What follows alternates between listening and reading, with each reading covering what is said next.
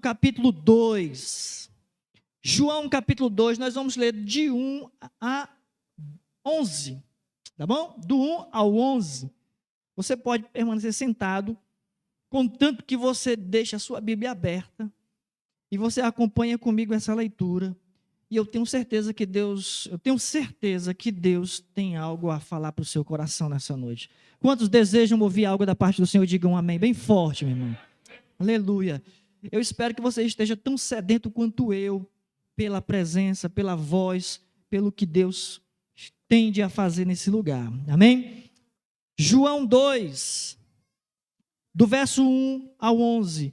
Preste atenção, por favor. Diz assim: 3 dias depois, houve um casamento em Caná da Galileia, achando-se ali a mãe de Jesus. Jesus também foi convidado com os seus discípulos para o casamento. Tendo acabado o vinho, a mãe de Jesus lhe disse: eles não têm mais vinho. Mas Jesus lhe disse: mulher, que tenho eu contigo? Ainda não é chegada a minha hora. Então ela falou aos serventes: fazei tudo o que ele vos disser. Estavam ali 6 talhas de pedras que os judeus usavam para as purificações, e cada uma levava 2 ou 3 metretas. Jesus lhe disse: enchei de água as talhas. E eles as encheram totalmente. Então lhes determinou: tirai agora e levai ao mestre-sala. Eles o fizeram. Tendo o mestre-sala provado a água, Tendo o mestre-sala provado a água transformada em vinho, não sabendo de onde viera, se bem que o sabiam os serventes que haviam tirado a água, chamou o noivo e lhe disse: todos costumam pôr primeiro o bom vinho, e quando já beberam fartamente, servem o inferior. Tu, porém, guardaste o bom vinho até agora. Com este deu Jesus princípio a seus sinais em Caná da Galileia, manifestou a sua glória e os seus discípulos creram nele. Amém? Glória a Deus. Feche seus olhos, por favor. Deus eterno, santo e maravilhoso Pai, ó Deus, mais uma vez nós somos gratos a Ti pelo privilégio, pela oportunidade que nós temos de nos reunirmos aqui e adorarmos o Teu santo nome, de estarmos na Tua presença, nesse lugar confortável, Senhor, e podermos adorar o Teu santo nome, podermos cantar louvores a Ti, nos alegrar na Tua presença, podermos desfrutar da Tua graça, e especialmente o livre acesso a Ti, livre acesso à revelação. Mas a minha oração, ó Deus, é que essa palavra hoje possa saltar aos nossos corações, venha fazer sentido às nossas vidas, que o Senhor possa falar profundamente a cada um de nós, que o Senhor possa trazer transformações no nosso meio, o Senhor possa fazer milagres no nosso meio, o Senhor possa fazer grandes coisas no nosso meio por intermédio da Tua palavra. Queremos sim, ó Deus, experimentar o Teu poder, a manifestação da Tua glória em nós, nesta noite, em nome de Jesus, é o que eu te peço. Se você concorda comigo, diga amém. Amém. Bom, se você prestou atenção ou não, deixa eu dizer para você. O cenário aqui é um cenário de um casamento, né? Uma festa de casamento.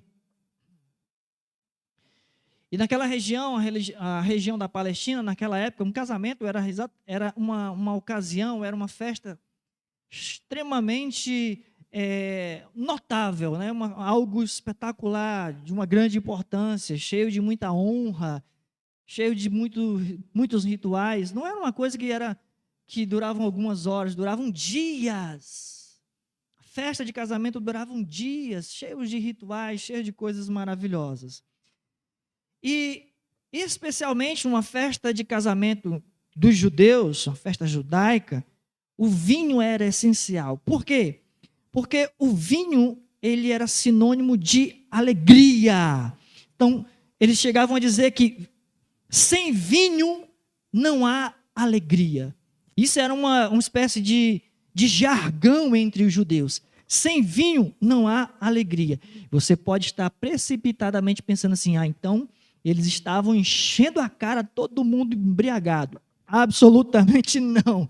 Não era esse o propósito e não era essa uma questão. Naquela época, pelo contrário, a embriaguez era extremamente reprovada, era algo que as pessoas enxergavam como uma vergonha, era uma desgraça, assim como hoje ainda é.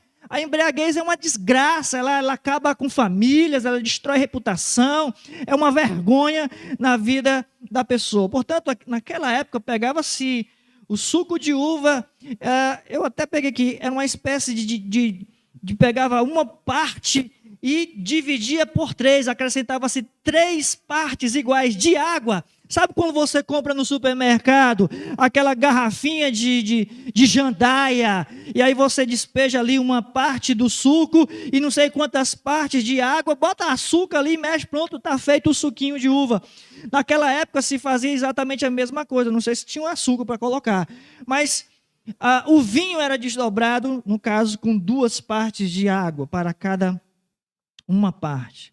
Enfim, a questão é que também, dentro de uma festa, eu quero que você entenda todo esse cenário, dentro de uma festa, se faltasse algum tipo de provisão, vinho, acabou o arroz, festa de pobre sempre tem arroz com creme de galinha, gente, não pode faltar. Festa de pobre é arroz, creme de galinha.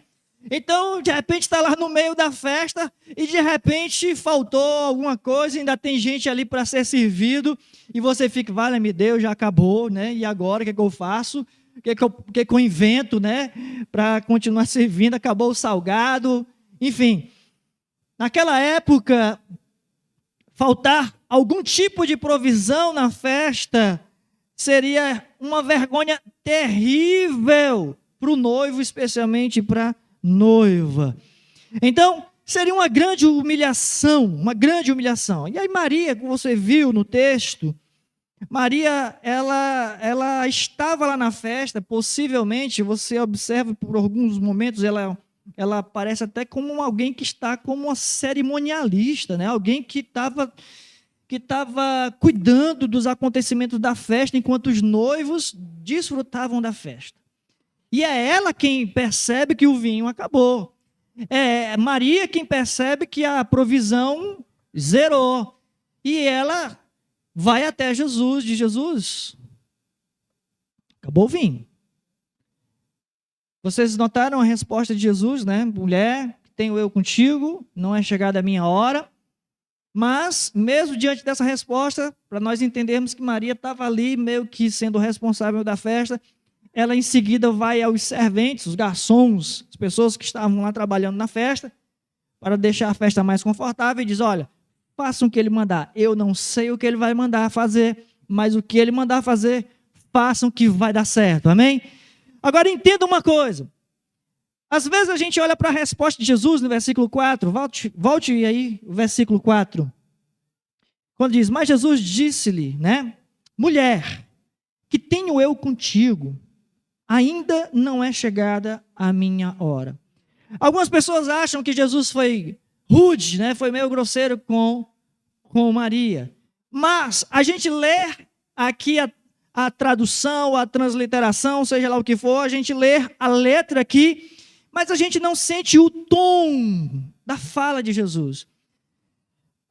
Os estudiosos vão entender que, na verdade, Jesus não foi rude de forma alguma, porque não seria compatível com o próprio Jesus, ser rude, principalmente com a mãe dele. Jesus não seria rude com ninguém, quanto mais com a própria Maria. Jesus não seria rude. Portanto, de acordo com a maioria dos estudiosos, é como se Jesus estivesse dizendo, essa palavra, dizer mulher, que tenho eu contigo, não é uma expressão grosseira, pelo contrário, é um tipo de dizer assim, ó, não se preocupa, deixe comigo. Essa é a ideia. Essa é a ideia que Jesus está dizendo para Maria: mulher, não te preocupe, deixe comigo. Aí ela vai dizer para os serventes: façam o que ele mandar. Jesus assumiu a responsabilidade. Quando Jesus, na verdade, nesse versículo 4, diz: mulher, que tenho eu contigo, ainda não é chegada a minha hora. Na verdade, Jesus está dizendo: deixe comigo, eu estou assumindo agora a responsabilidade. Portanto, o que eu quero que você entenda nessa noite, o que eu quero compartilhar com você nessa noite? Eu quero compartilhar pelo menos 3 reflexões sobre a manifestação de Jesus dentro desse ambiente, dentro desse contexto, esse agir de Jesus, essa chamada de responsabilidade de Jesus, ao dizer: deixe comigo, deixe que eu resolvo, para que você entenda, vamos assim dizer, o modus operandi de Deus. Como Deus faz, quem Deus é. Eu penso que a gente conhece pouco sobre Deus ainda, por mais que a gente está sempre lendo a Bíblia, por mais que a gente ore, a gente ainda não conhece, eu não sei, talvez 1% de quem é Deus. Quando Paulo, que é o apóstolo Paulo, quanto mais ele mergulha, quanto mais ele conhece da parte de Deus, ele chega a dizer: quão profundidade e riqueza do saber de Deus. Paulo parece que fica ali estonteado. Meu Deus, Deus é grande demais, o saber de Deus é profundo demais, eu estou no raso ainda. Há uma imensidão a ser explorada, a ser experimentado. Portanto, às vezes a gente está tão no raso e não consegue perceber. É isso que eu quero que você entenda, você entrar um pouquinho mais, mergulhar um pouquinho mais, se aprofundar um pouquinho mais. Eu quero chamar a sua atenção para um episódio do Antigo Testamento, quando o povo estava passando uma série de dificuldades por causa dos seus pecados, por causa da sua desobediência. E o povo começou a pensar: Deus esqueceu de nós. Deus está sendo muito ruim. Deus está irado contra nós. E aí Deus, ouvindo todas aquelas queixas do povo, e Deus diz: ei, eu é que sei que pensamentos tenho a respeito de vocês, são pensamentos de paz e de bondade, para dar o fim que vocês desejam. Eu não estou aqui decretando mal sobre a vida de ninguém, eu não estou aqui desejando coisa ruim na vida de ninguém. Deus está dizendo isso. Obviamente que quando a gente planta, a gente colhe, e se nós plantarmos coisas ruins, colheremos coisas ruins. Existem consequências, e às vezes a gente sofre as consequências de situações de outras pessoas. Fechado o parêntese, vamos ver aqui um pouquinho do que move o coração de Jesus dentro dessa situação. Primeiro eu quero que você entenda o lugar, o ambiente que acontece a manifestação da glória de Deus. Veja, eu vou repetir para você pelo menos primeiro o versículo 11, quando diz: com este Deus Jesus, o início, princípio aos seus sinais em Caná da Galileia, manifestou a sua glória e os seus discípulos creram nele. Veja o ambiente, o cenário em que Jesus começa a manifestar os seus sinais, a manifestar a sua glória. Jesus começou a manifestar a sua glória. Jesus começou a manifestar os seus sinais em uma festa. Aonde? Em uma festa de casamento. Portanto, Jesus se sentiu à vontade naquela festa. Jesus estava bem à vontade numa festa. Ele foi convidado. Maria, volto a repetir, o que é só uma especulação. Poderia ser a cerimonialista da festa, organizando sobre tudo. Mas Jesus diz no versículo 2, que Jesus também foi convidado. Jesus era convidado e ele foi para a festa, ele foi honrar o convite e ele se sentiu à vontade na festa. Jesus foi ali somar. Jesus não era ali um tipo de desmancha prazeres. Jesus não foi lá para dizer: esse negócio não é coisa de crente. Opa, esse negócio aqui não está muito legal. É possível que em algumas festas a gente vai encontrar gente fora da casinha, gente sem noção, que vai realmente fazer um mundão dentro da sua festa. Jesus, misericórdia. Mas Jesus não é um desmancha-prazer. Jesus não é um chato da festa. Jesus sente-se à vontade naquela festa porque ele quer manifestar a sua glória. Jesus quer realmente ali fazer algo no meio daquela festa. Jesus gostava de compartilhar, e compartilhar uma feliz alegria. Parece redundante, né? Mas não é qualquer alegria, poderia ser uma infeliz alegria, né? Mas Jesus está compartilhando uma feliz alegria na festa desses noivos que nós não sabemos os nomes. Como eu falei, alguns religiosos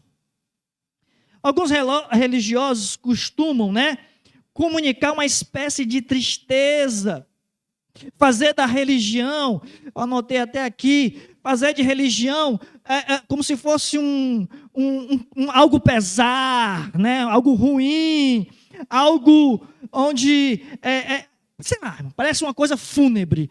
Vocês já viram isso assim? Apesar de que existe uma solenidade que nós precisamos respeitar.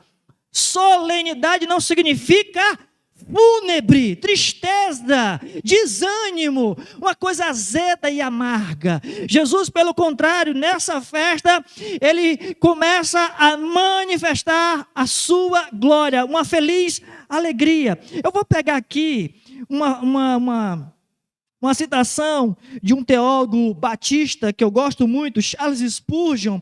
Ele estava falando exatamente sobre pessoas que não manifestam alegria, e crentes que não manifestam alegria, crentes que estão sempre com a cara fechada, crentes que não deixam o ambiente mais feliz, que não deixam o ambiente realmente mais iluminado, que não deixam o ambiente mais cheio de graça, porque não é que a gente vai contar piada, mas o crente está cheio da graça de Deus, amém, irmão?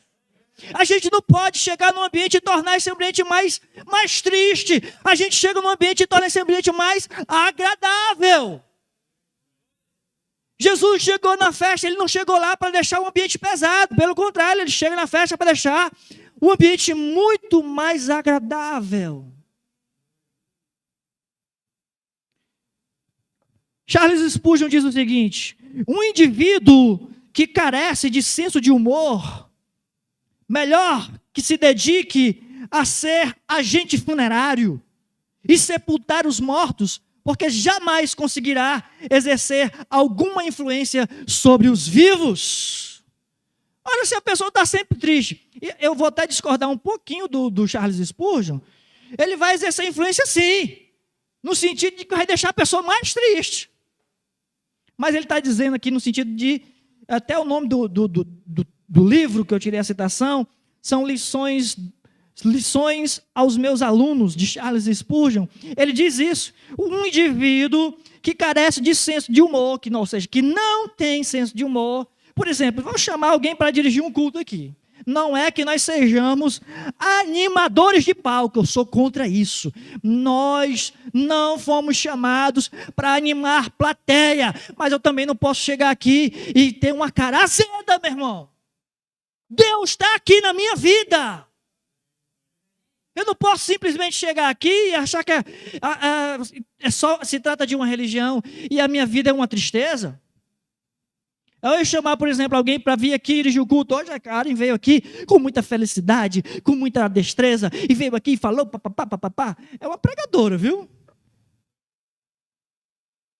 Agora você já pensou, vem uma outra pessoa e diz: Pai do Senhor. Irmãos, é porque, olha, aí pensa, eu estou muito triste hoje.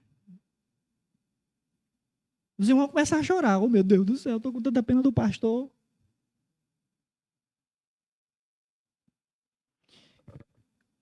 Um indivíduo que carece de senso de humor, ou então você está numa rodinha e alguém está animado, contando as coisas, feliz.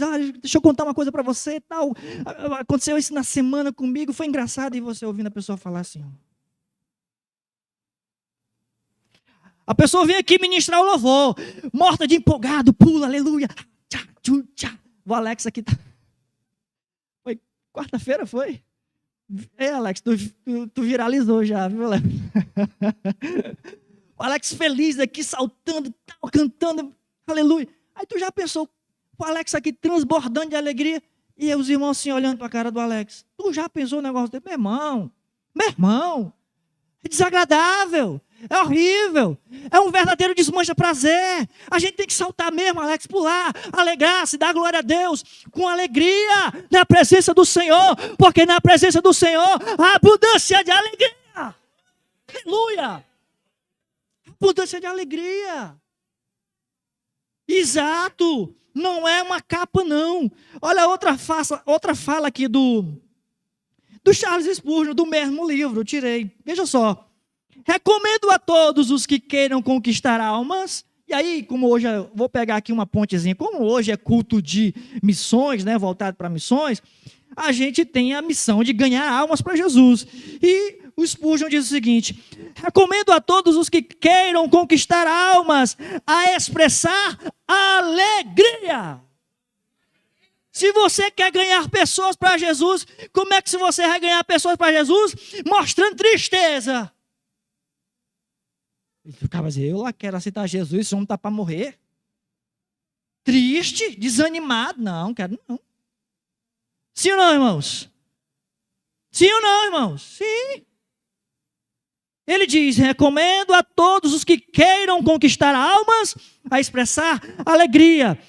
Não secura, não austeridade, mas sim um espírito feliz e alegre.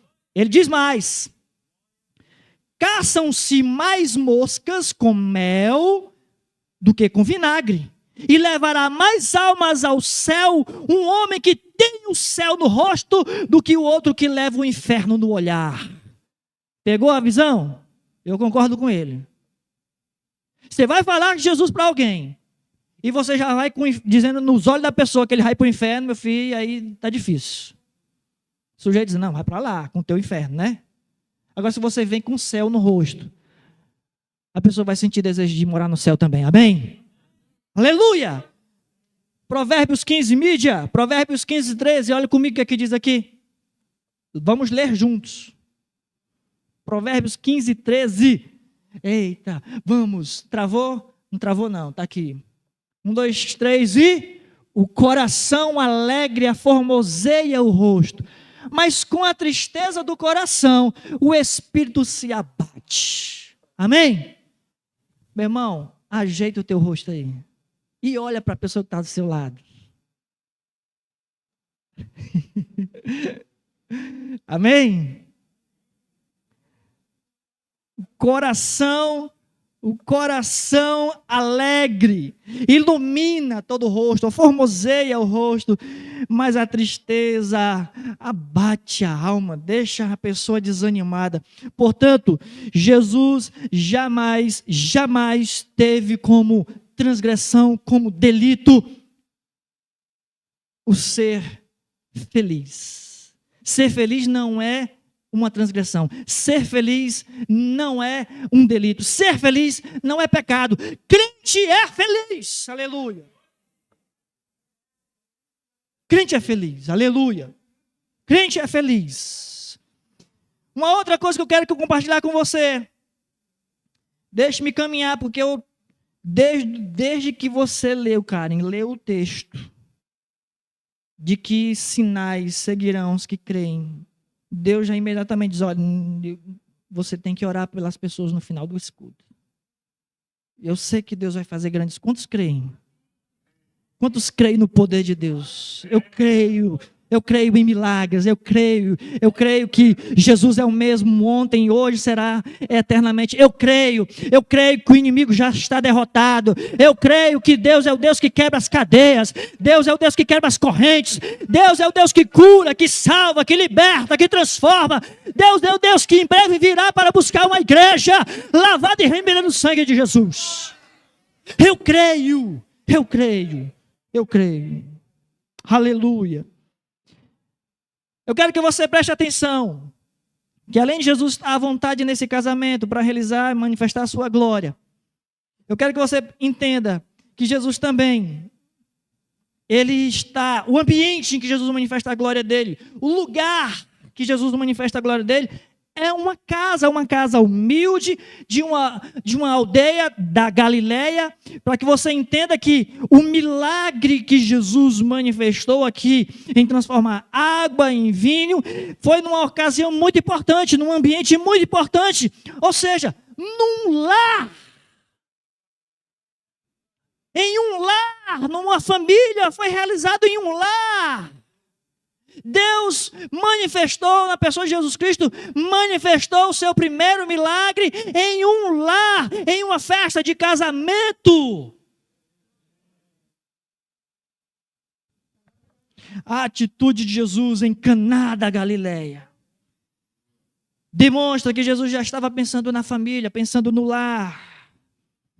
Ali ele manifestou a sua glória, como o versículo 11 nos mostra. E essa manifestação da glória de Deus teve o seu início no interior de um lar, dentro de uma casa.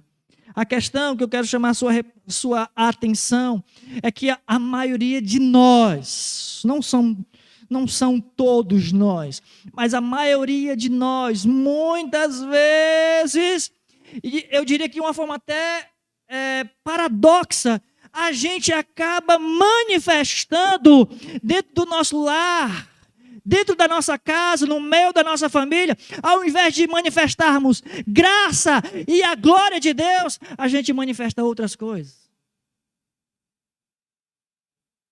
A gente dá lugar a outras questões. A gente, na maioria das vezes, a gente não vai estar na mesma sintonia que Jesus nesse aspecto. Na maioria das vezes, nós estamos dispostos até para dizer, minha casa, minha família, meu lar. Mas na hora da ação, na hora da atitude, a gente acaba não realmente manifestando a glória de Deus, manifestando a graça de Deus. A gente acaba, às vezes, sendo egoísta, sendo ignorantes, falta com a cortesia, né? A gente é mal educado, a gente é desobediente, a gente é desanimado, é mal-humorado, enfim. Tudo está ruim, é calado, a gente deixa um ambiente pesado, a gente deixa um ambiente meio que fúnebre, a gente deixa um ambiente meio dividido, a gente deixa um ambiente aquele silêncio chato. Às vezes o marido passa pela mulher e a mulher de cara fechada, e o cara diz, foi o que eu fiz dessa vez? Só no pensamento, porque ele não é doido de perguntar, né? Mas no pensamento ele diz, foi o que eu fiz dessa vez que essa mulher está com a cara feia? E o cara passa, e a mulher de cara feia. E aí o menino se tranca no quarto e diz logo, não quero conversar hoje não. Se tranca dentro do quarto. O que foi que houve com esse menino?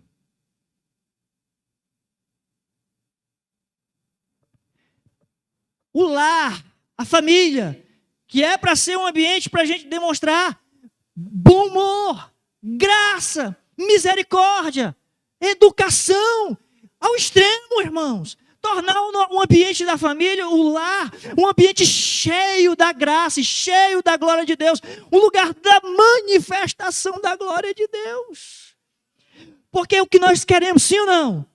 Sim, irmãos, sim. É o que nós queremos, é uma família abençoada, cheia da graça, cheia da glória de Deus, mas muitas vezes nós, muitas vezes, reprova uma coisa aqui, reprova outra coisa ali, e fica de cara feia para cá, e fica de cara feia para lá, e deixa de falar com A, e deixa de falar com B, e quando responde com grosseria, e critica daqui, critica de lá, e reclama disso, e budeja com aquilo, e vai deixando o ambiente mais pesado. Vai deixando o ambiente muito mais carregado, né? Mais cheio de angústia, de tristeza, de dor, muitas vezes. Deixa um ambiente estranho. Sabe o que é mais estranho?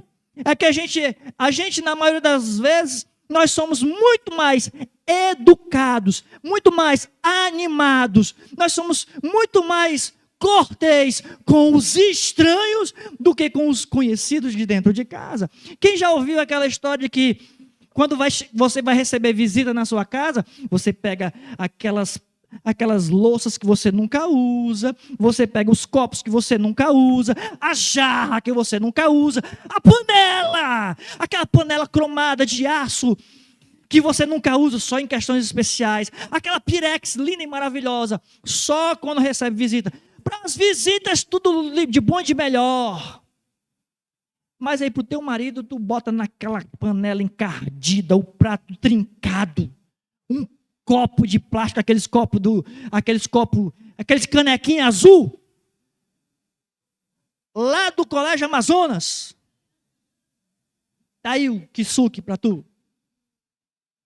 Tangue. Meu irmão, pensei comigo. Olha, um dia desse, irmãos, coisa maravilhosa. Um dia desse, a Denise fez um jantar espetacular para nós lá em casa. Porque assim, na nossa correria, às vezes, a gente não consegue estar todo mundo juntos em casa, né? A gente não consegue. Davi, a Lia, todos nós estamos com até o Levi, que também agora está na reta final para prestar o Enem, está com uma carga de estudo muito pesada, e aí, às vezes, a gente não consegue estar todo mundo junto. Mas nesse dia, que dia foi, Denise? Uma segunda-feira dessas aí da vida, né? Estávamos todos em casa. Aí a Denise, eu vou fazer um jantar delicinha para nós. Rapaz, ela preparou uma coisa linda e maravilhosa. A Sandra e a Sofia, elas não estavam lá em casa, né? Tinham ido para a academia, mas já tinham dito que não iam jantar lá em casa, que iam dormir lá na Thelma, que é a outra tia. E aí, quando elas chegaram da academia, já foram dizer, que cheiro bom. Aí viram tudo arrumado. Eu acho que eu vou comer, acho que eu vou jantar. Aí a fala da Sofia é fantástica. Vocês estão comemorando alguma coisa? Alguma comemoração aí? Eu disse, poxa, Sofia, estamos comemorando, estamos juntos em casa. E foi um momento maravilhoso em família. A gente senta, come aquela comida gostosa, feita com amor, feita com capricho, com uma mesinha posta, aquela coisa bem caprichada para nós, para nossa casa, para nós mesmos, para mais ninguém. Veja o que diz 1 Timóteo, capítulo 5, versículo 8. 1 Timóteo 5, 8.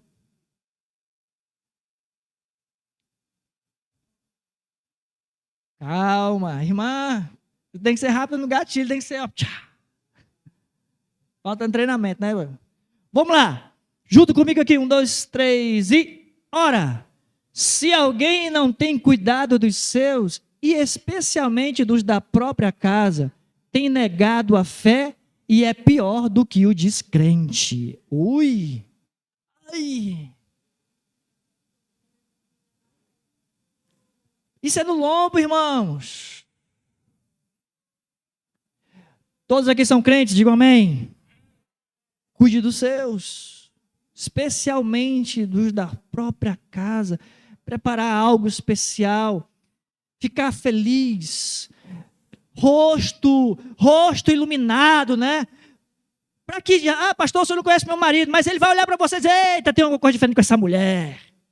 Ela está querendo alguma coisa. No começo ele vai até desconfiar, mas depois vai dizer, realmente essa mulher mudou. O marido que esperava coice, agora está recebendo rosas. Ou vice-versa. A mulher que esperava um marido rude, grosseiro, agora o marido chega e diz, bom dia, meu amor. Manda recadinho no WhatsApp e a mulher diz assim, o homem está ficando doido, né? Mandando recado para mim no WhatsApp. Ainda mais dizendo que me ama. Endoideceu. Depois ela vai dizer, não, esse homem é de Deus. E depois ela vai dizer, esse homem é de Deus. E depois ele vai dizer, essa mulher é de Deus. O fato trágico é que, com muita frequência, irmãos, os estranhos é que veem o nosso melhor lado enquanto que aqueles que vivem conosco veem muitas vezes o nosso pior lado.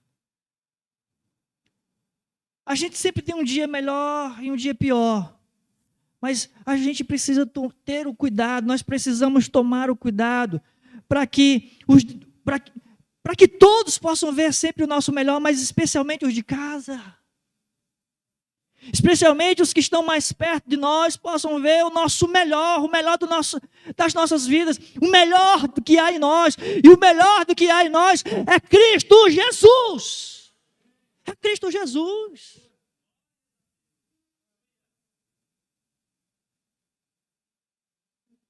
É lógico que vai ter um dia ou outro que a gente vai estar realmente um pouco abatido, e aí nesse dia, quem sabe, é o outro que vai te alegrar. Eu me lembro, eu vou puxar aqui uma sardinha, fazia dias que eu não mandava mensagem para a tia Luizinha, e aí teve um dia desses, eu preguei aqui na igreja, 2 domingos atrás, eu preguei sobre honra, e aí eu amanheci a segunda-feira, pensando na tia Luizinha, eu disse, eu vou honrar a tia Luizinha, que vou mandar uma palavra de bênção para ela, e digitei e mandei um áudio para ela, e não demorou 5 minutos, ela disse, Sônia, eu estava precisando disso. E ela disse, eu senti a voz dela embargada. Eu senti a voz da tia Luizinha embargada, ela assim, emocionada. É exatamente, irmãos, os mais próximos precisam mostrar, manifestar o que nós temos de melhor. O que nós temos de melhor, nós precisamos manifestar uns aos outros, e não o que nós temos de pior. É você mandar uma mensagem, é você dar um bom dia, é você dar um abraço, dar um afago. Quantas e quantas vezes, às vezes o Levi está ali meio desanimado porque fez alguma coisa, levou um carão, deu tudo errado. Teve um dia desse, meu Deus do céu, o Levi embarcou uma bola, quebrou a chinela, a nota dele não foi boa. Foi um dia ruim na vida do Levi.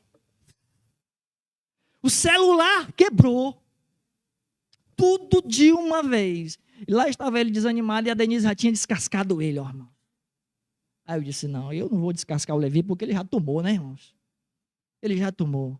Aí fui lá, fui chamar ele de meu bebê, fui beijar ele, fui puxar o saco dele lá um pouquinho.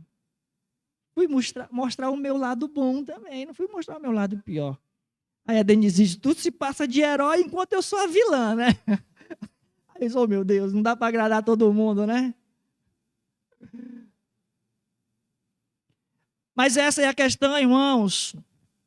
Nós precisamos lembrar desse episódio especial aqui, do texto de João 2.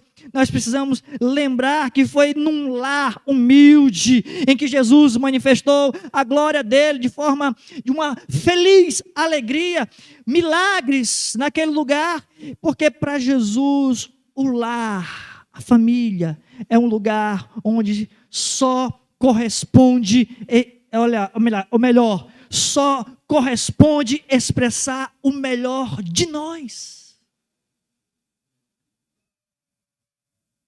O lar é um lugar que necessita, que exige o melhor de nós, e Jesus deu o melhor dele naquele dia do casamento. O melhor. Sempre Jesus faz o melhor, sempre. Mas naquela ocasião, era uma festa de casamento, era uma família.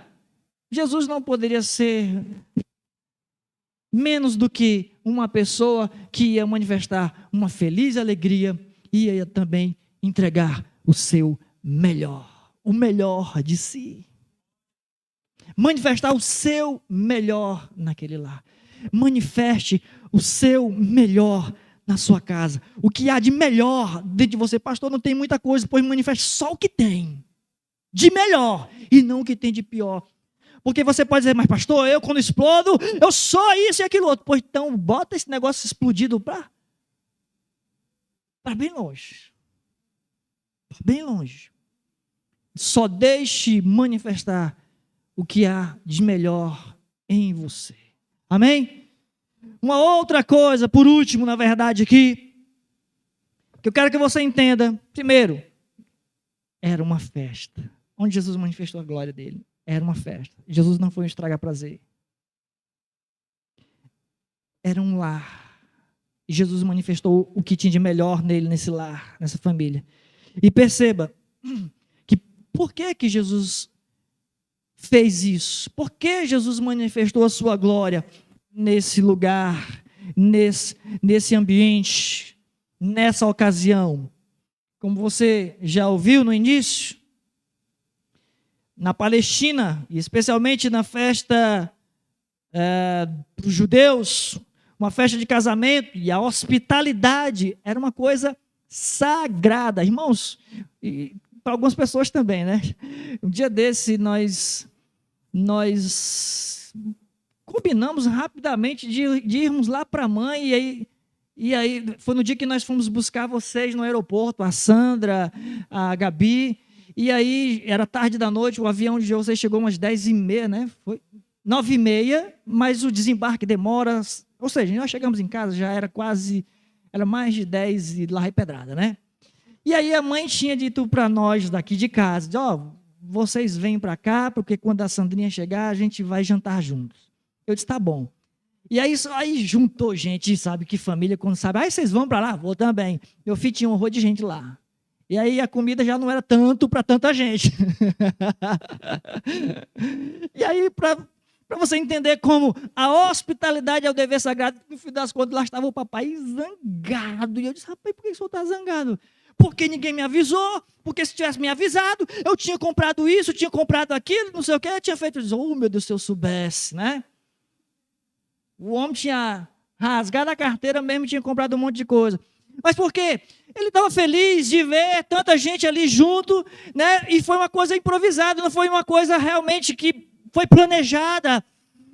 E aí ele queria que tivesse mais coisa, queria que tivesse um ambiente mais farto, né? E ele estava muito chateado porque ele não sabia que estava se tratando da situação, e ele ficou chateado. Para que nós entendamos que a hospitalidade, para aquela época, e para alguns ainda hoje, especialmente para o Zé Roque, é sagrado, é um dever sagrado, é algo importante.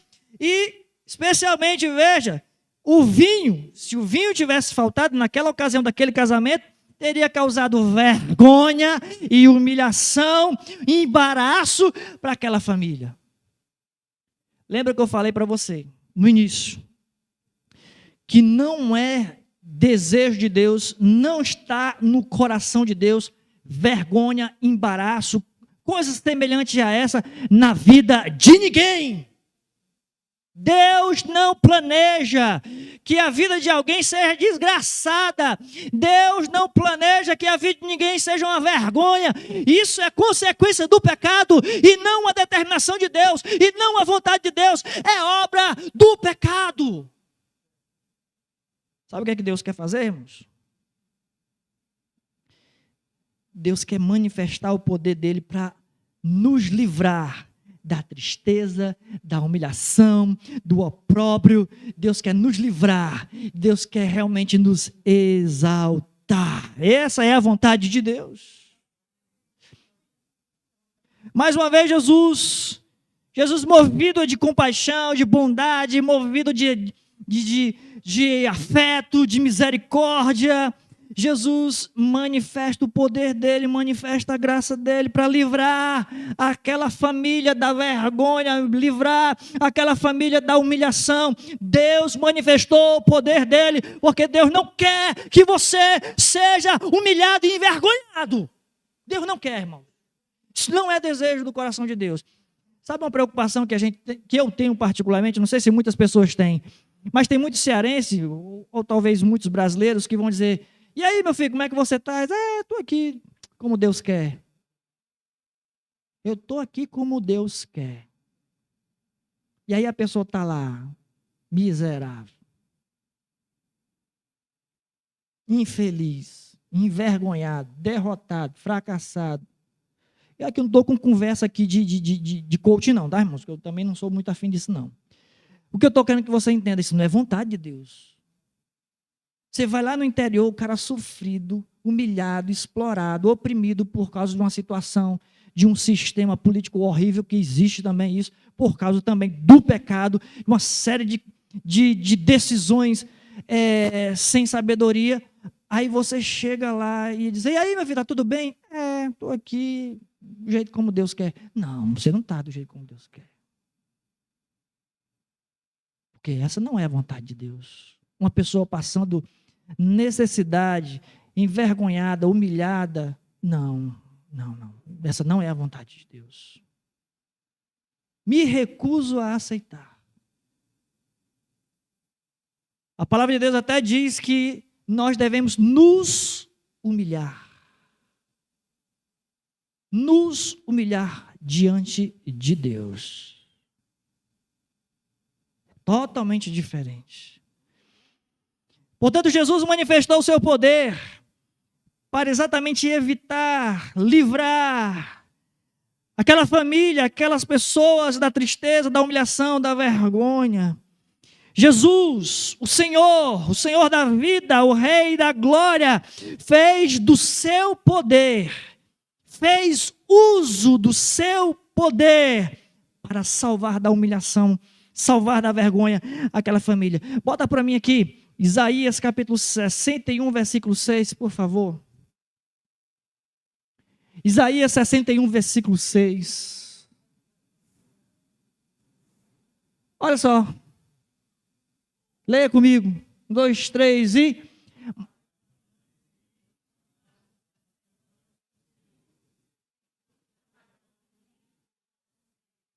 Comereis as riquezas das nações, e na sua glória vos gloriareis. Bota o 7. Juntos. Em lugar da vossa vergonha tereis dupla honra. Em lugar da afronta, exultareis na vossa herança.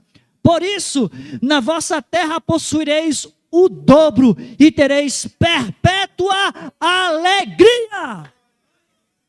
Aleluia! Você quer aplaudir a Jesus? Faça isso direito.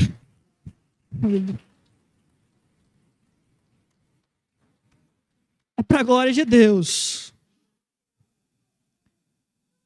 O profeta Isaías já estava apontando para Cristo, para a obra de Cristo, para a manifestação do poder de Cristo nas nossas vidas. Então, quando você estiver passando algum tipo de aflição, não sei o que, mais lá, e você diz, estou aqui do jeito que Deus quer. Olha, meu filho, só se for a exemplo de Jó, que eu acho que Jesus não precisa mais fazer esse tipo de coisa, né?